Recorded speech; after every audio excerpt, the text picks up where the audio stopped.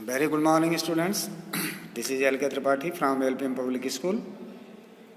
Dear children, as we have discussed about the marginalization in the previous video, previous explanation, so many things we have seen in the previous video. This is the new video for you related to the same topic, that is the marginalized groups. Who are marginalized group? It will be known by us through this video. So let's get started. The scheduled caste.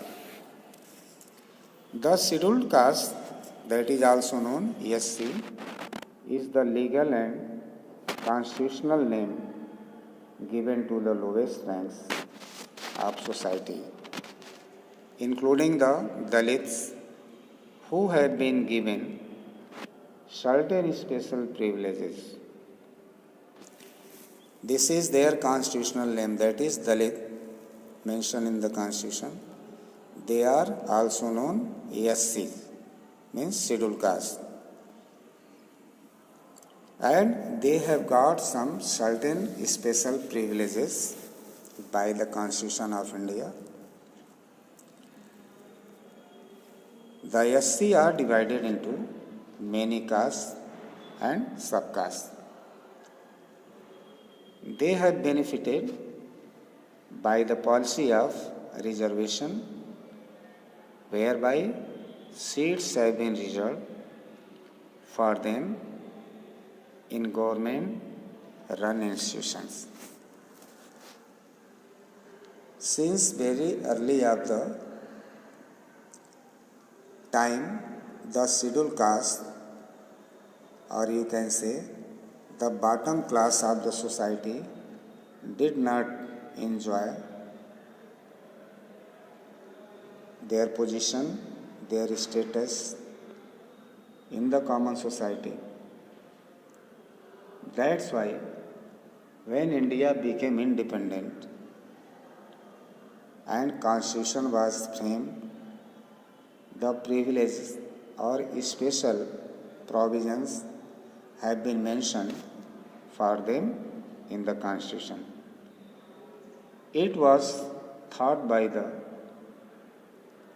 politicians or constitution framers that by giving them special rights, special rebate in the field of society, economy, employment, social status, they should be provided. That's why they could also become an essential part of the society and they enjoy their status at high level. So, a provision was made by the government that is known the reservation. By giving them reservation, they are given special treatment, special facilities as compared to the other people of the sections of the society.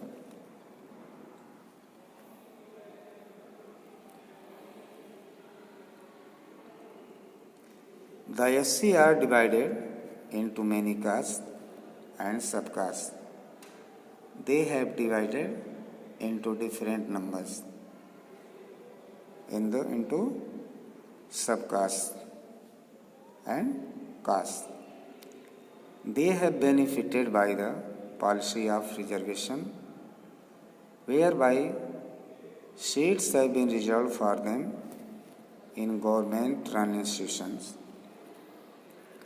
This way, the government aims to make them educated and self-sufficient so that they can come out of the shackles of the caste system and lead a respectable life.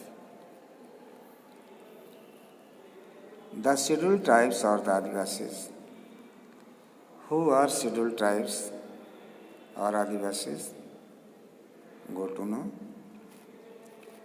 Tribals or the Adivasis are believed to be the original inhabitants of the country. Officially, they are called the scheduled tribes. It is believed that the Adivasis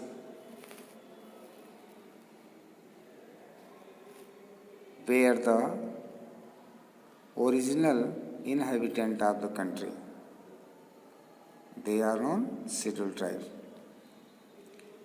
And this is believed on the basis of some historians. Some evidence is there in the history, but there is confusion in this matter by the other historians. Some believe that Aryans are the original inhabitant of this country, and some historians claim that the Adivasis are the original inhabitant of the country. Officially, they are called the scheduled tribes or STs. Adivasis are not a homogeneous group with more than 200 tribes speaking over 100 languages, which vary greatly in ethnicity and culture. They have lived mainly in forests, and many of them have lived for centuries maintaining their primitive lifestyle. Primitive lifestyle means their ancient lifestyle, pre-lifestyles. Still, many of the Adivasis or STs live in forests, hilly areas, deserts, and in remote areas. And they enjoy their own culture, own language. They have their great ethnicity and culture. More than 200 tribes speaking over 100 languages. This is there in all over India. They have lived mainly in forests, and many of them have lived for centuries maintaining their primitive lifestyle without any interaction with modern civilization. Adivasis live in different parts of the country. Their greatest concentration is in central India, notably Madhya Pradesh, Jharkhand, Odisha, the western Ghats of Gujarat and Maharashtra, and northern Andhra Pradesh. There are smaller groups in the mountain areas of Kerala, Tamil Nadu, and Karnataka, and also in the Andaman and Nicobar Island. Adivasis also constitute a major part of the population of the northeastern states, that is Assam, Manipur, Nagaland, Mizoram, Tripura, Meghalaya, and Arunachal Pradesh.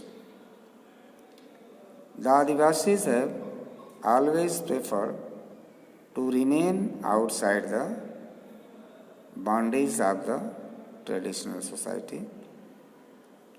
They have their own social customs, and most of them have self-sufficient economic structures as well. During the British rule, the rulers wanted to exploit the natural resources of the areas inhabited by the Adivasis, so they interfere in the tribal socio-economic setup. The Forest Regulation Act of 1865 empowered the British government to declare any land covered with trees or brushwood as government property. The Indian Forest Act, passed in 1878, imposed restrictions upon the Adivasi rights over forest land and produce in these protected and reserved forests. The Act turned the traditional common property of the Adivasi communities into state property. Moreover, the British forced the tribals to pay taxes.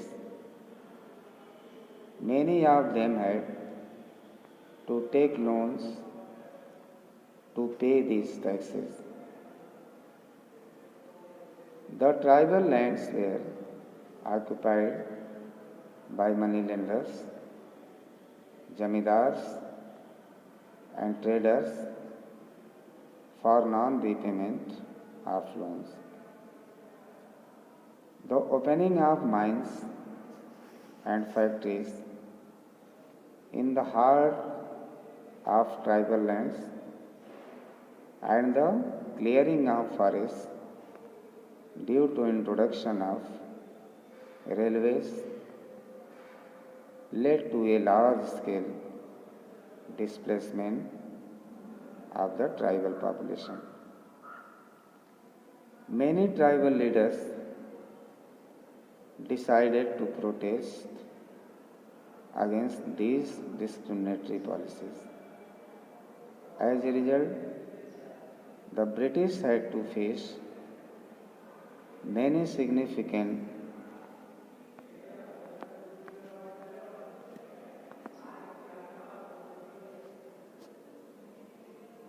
tribal rebellions such as the Santhal rebellions and the Kol rebellions. As punishment for Adivasi resistance to British rule, the Criminal Tribes Act was passed by the British declaration the Adivasi to be criminals. Adivasi uprisings in the Jharkhand belt were suppressed by deployment of troops across the region. Birsa Munda was one of the most prominent figures who led tribal uprising against the British. Unfortunately, even today, many Adivasis still live in extreme poverty.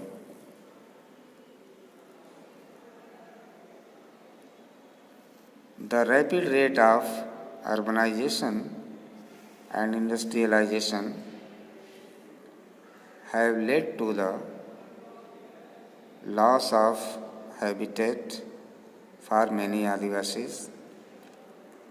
Many forests have been cut down to build industries and cities. Since they have lost their homes and their primitive sources of livelihood, Adivasis have been forced to lead an urbanized life. However, most of them find it difficult to adjust to the new setup. While some sections of the Adivasi communities have got assimilated into the mainstream of the society, many of them are still battling poverty and illiteracy.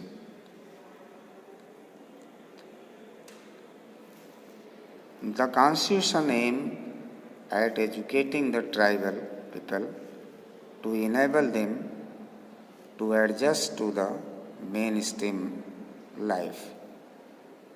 Special provisions have been made for them in the Constitution.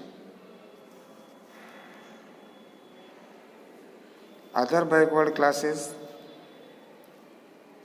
Another marginalized community are the other backward classes. They are known OBCs. They are separate, they are different to the SC and STs. Those who are socially and educationally backward, as have been recognized by the central or the state governments. They have been given reservations in government institutions so that they become well equipped to lead a better life.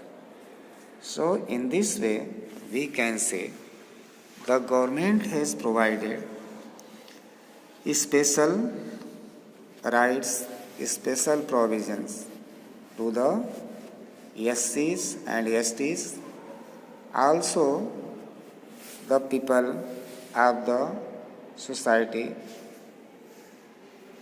those who are considered as other backward classes, they also given the special treatment, special opportunity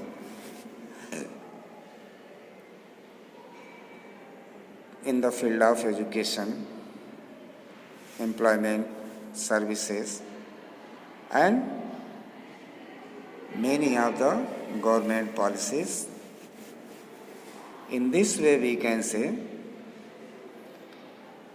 the SCs, STs or other marginalized section of the society is given special attention by the government to improve their condition in the country as well as in the society. Now rest we shall discuss in the next video in coming time. Till then, thank you, goodbye.